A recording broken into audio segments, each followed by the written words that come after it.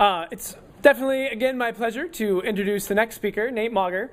Nate is, well, two things I have to say about Nate. One is that he may be the hardest working person that I know. Because not only is he in school right now, and not only does he have a part-time job with the Secular Student Alliance, but he also has like another job that he does in addition to that. And he's always like, oh, is it all right if I move this around because I have an exam? But he always makes up the hours, and I'm always kind of amazed. And he skipped the zoo trip so he could catch up on homework. So sort of amazed at Nate's capacity to like get things done. I'm also amazed at Nate's capacity to eat. There's some funny Facebook photos, and I definitely recommend checking that out. Sorry, Derek. Anyway, I'm not really amazed at that. I mean, I'm just poking fun. The other funny thing, though, is that Nate has a proclivity towards interesting titles. He was our winter intern, and he was also a really fantastic intern, and he started getting called the Wintern. But now he's the assistant campus organizer. But one day, Nate came in and was like, "Can I be a czar?" And we were like, okay, you can be the czar of assistant campus organizing. So that's what we call him around the office. Nate has a ton of energy and a ton of get up and go, and I urge you to join me in welcoming him.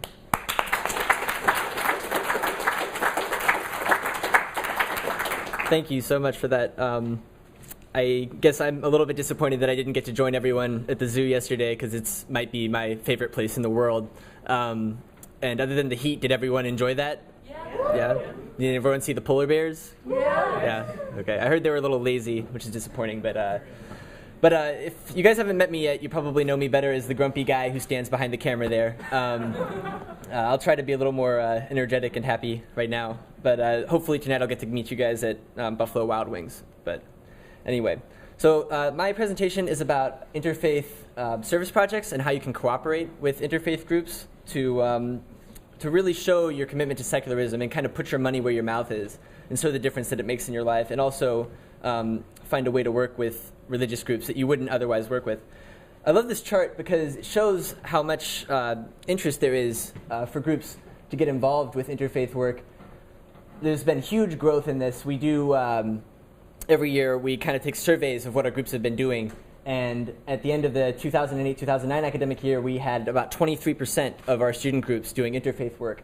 And at the end of this year, we had almost 50%. So don't be one of the 50% that isn't involved. Take this opportunity to learn about ways that you can try and get involved in an interfaith service project. So here are the questions that I'm going to try and address kind of in my talk. Are what's been holding you back? What are the things that are kind of inhibiting you from getting involved in interfaith service work? What are the benefits of interfaith service projects? How does one go about finding strategies for creating relationship with a faith group? And also, when I did this talk at the New England Leadership Summit, I focused a lot on the New Orleans trip, and I realized that's kind of short-sighted because there are lots of different service opportunities for people to get involved with.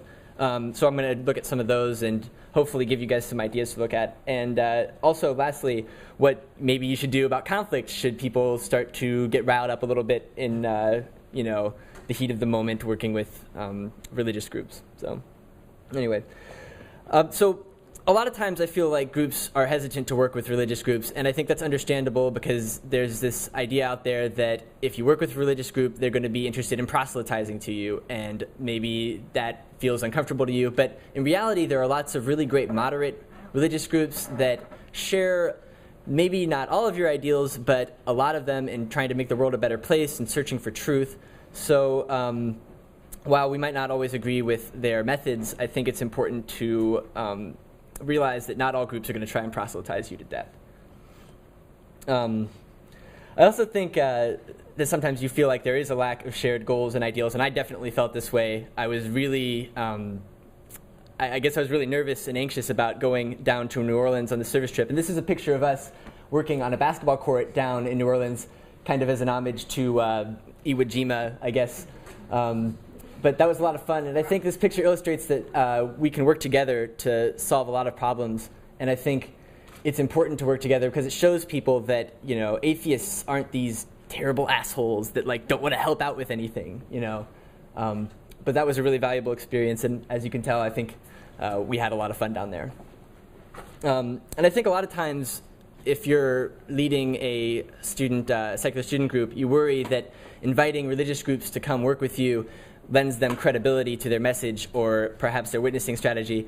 I think there are definitely religious groups out there who will think before getting involved with a secular group like, hey, this would be a great chance to reach them, for Christ. And you want to make sure that you avoid these groups entirely because they're not out there for the right reasons. They're not out there to establish a dialogue.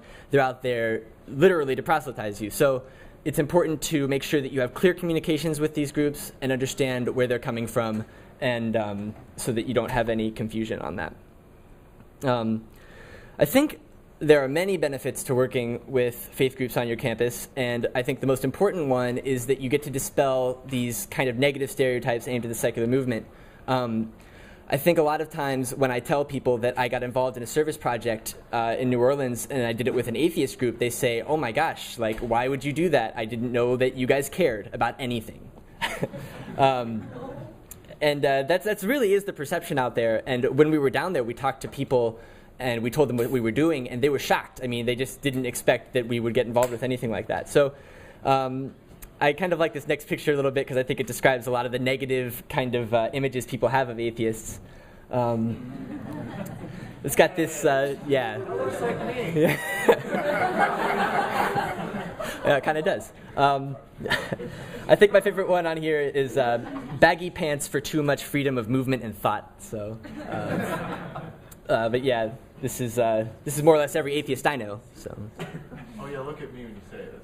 That's good. sorry, Joel. I think another great benefit, or maybe not so much a benefit, but something you should strive to do because it will really enhance the experience that you have working with an interfaith group, is to have people in your group that really know the Bible and and have background on the views of religious organizations. This is a picture of our former president and current vice president of Students for Free Thought. This is Mike Riggs. And you might be wondering why this getup is happening. We were down there working, and he apparently attempted to make the scariest possible image of an atheist known to man. I still get frightened when I look at this.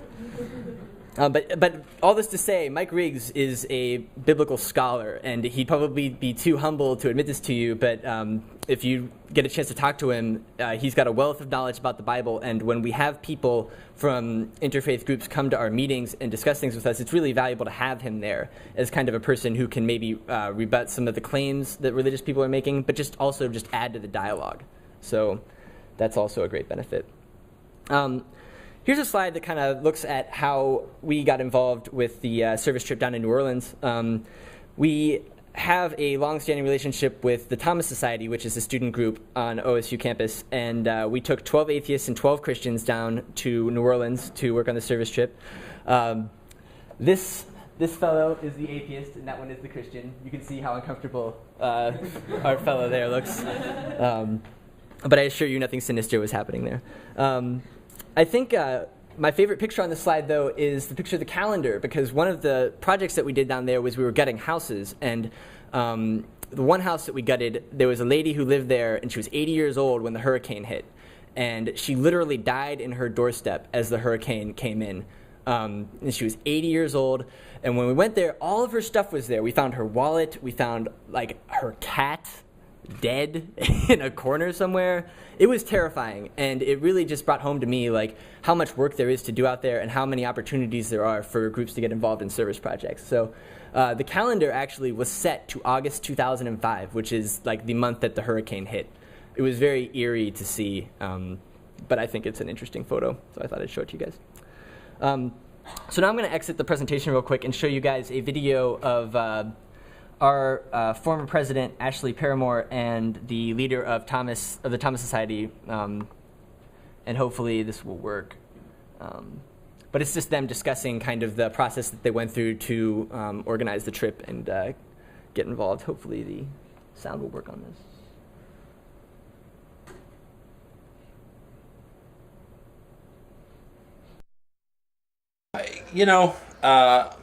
I think it's more of my approach of let's see what we have in common and things that we can do together and maybe shake things up a little bit, especially with Christians and atheists.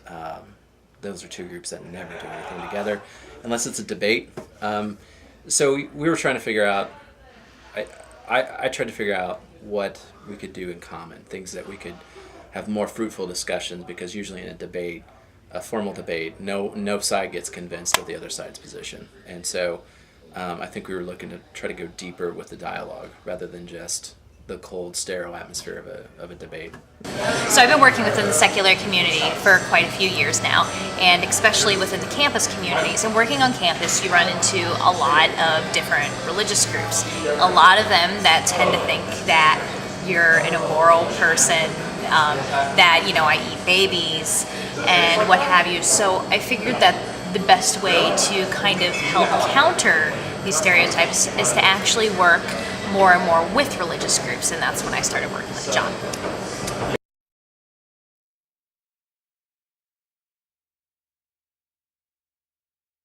Passion for truth. All of us believe that there's a truth to be had. Now, we disagree what that truth is, but we both can agree that there is a truth, and we're passionate about finding it, whatever that road may lead. And we try to be honest about it. So I think passion for truth and honesty is probably the two big things. The biggest thing is we both want to know the truth, I think. Also, when it comes to more of the charitable stuff, we all want to do things to make the world a better place. Now, whether or not our motivations are the same or different, we could argue that. But I think, all in all, we both want the truth, and we want the world to be a better place.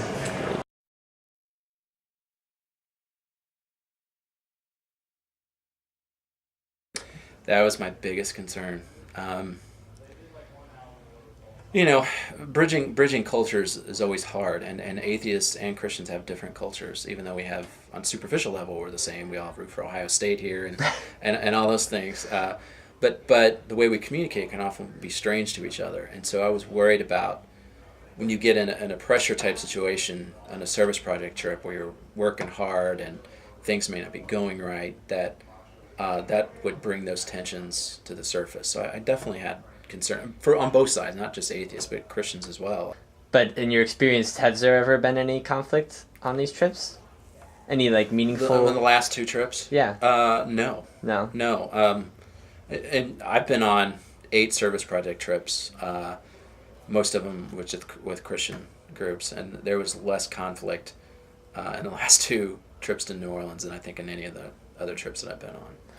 Do you think maybe the groups were kind of just mindful of, making sure that they didn't? Yeah. Yeah, I think that's exactly what it is. It makes people more mindful of, more respectful towards each other. Mm-hmm. Whereas Christians, you start, if you're all one group or the other, you start taking each other for granted, and you start fighting amongst each other. On the trip, I wasn't too terribly concerned about conflict, or at least from a personal standpoint. Now, mind you, in every Christian and atheist group, you're going to have a person who is going to be what would be a good comparison? The Dawkins or the, Jerry Falwell of every group. And I was worried that we might have a little bit of that, but honestly, everybody from both the first and second trip that we went on, I think, was very respectful to each other, and there was some conversations that we had about religion, but it was never any, put up your dukes and let's go fight each other.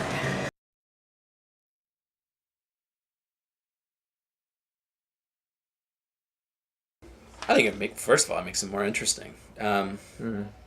It makes it more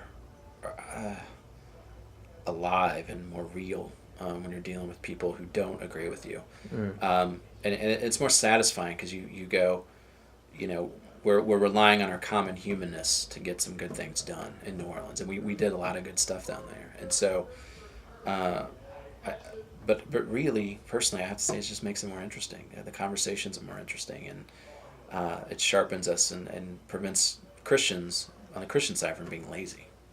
I think it's really important to work with religious groups in general and on these service trips for a couple of reasons. Going back to the whole baby eating stereotype, it goes to show, especially when you're working with more conservative religious groups, that we are good people too. We're not going around eating babies. We want to help make the world a better place as well. So I see that as a huge advantage to doing service trips with religious groups, or even if you're going alone. piggybacking onto a religious group that's already down there, I think that could be really useful, because we always hear about, atheists being this discriminated against minority, that, religious people are constantly bashing us and everything, but when we turn around and we're not willing to work with religious people or show them that, we Kind of care adding about fuel the to the word fire too. a little bit. Exactly.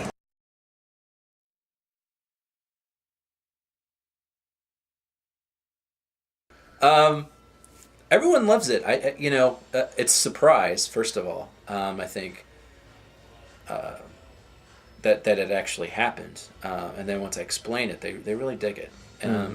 They really get into it, and so I've never had a negative reaction on that front at all.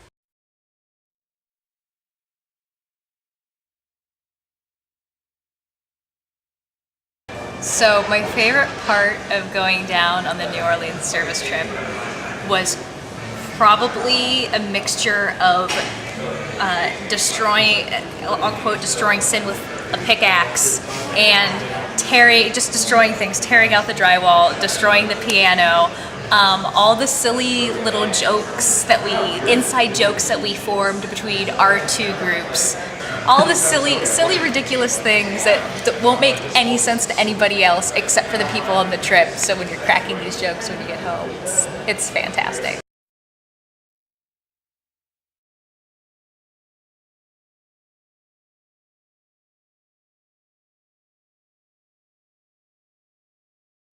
Okay, so that's the end of that. I just think it would be interesting, or I thought it would be interesting to get a perspective on how the leaders of these groups went about organizing it, and hopefully you found something valuable in that.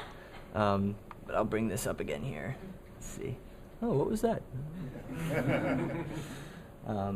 Here we go.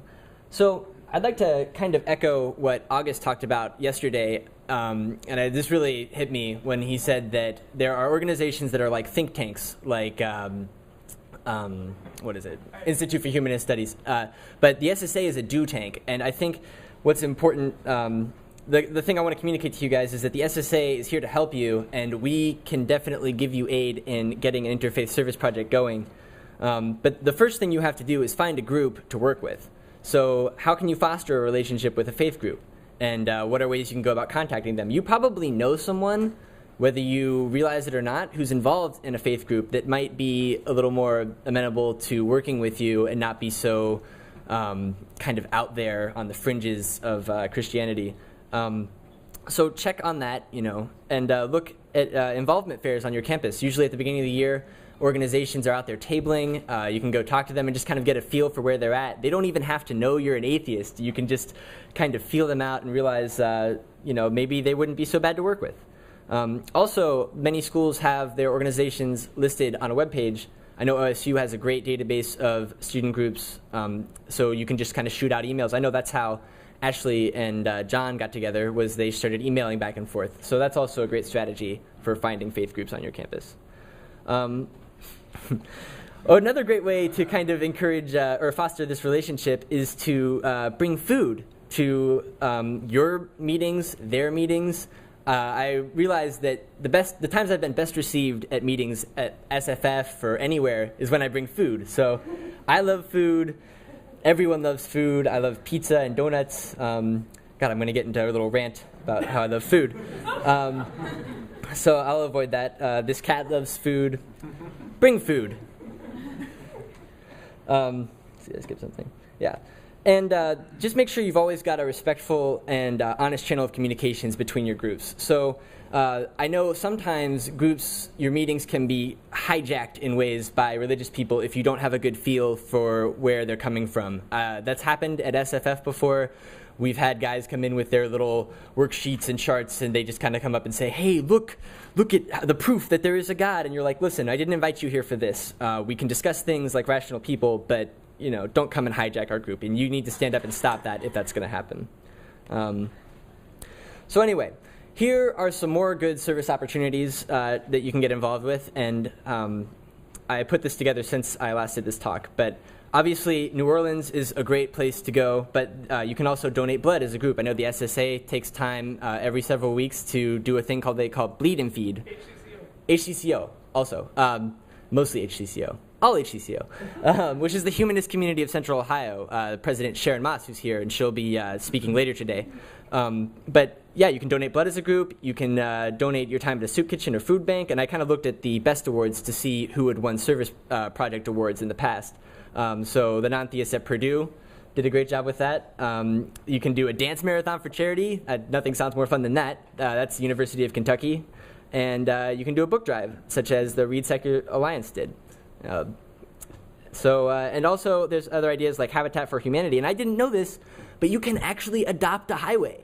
How exciting is that, right? Yeah, and that's been done. So, what's that? Right. That's, you see, it sounds like fun to me. So, and then another thing that you need to realize is that there will be conflict from time to time in your groups. You need to kind of understand that disagreement is inevitable, but that is a healthy thing too. I don't think a discussion meeting or a service trip would be fun if all you did was pretend like you didn't have any differences. That's not a healthy way to encourage future work with a service group or an interfaith group, for that matter. So disagreement is what makes a good meeting great, and embrace the marketplace of ideas, because if you're discussing these things and you think you're right and you have evidence to support it, your ideas will rise to the top.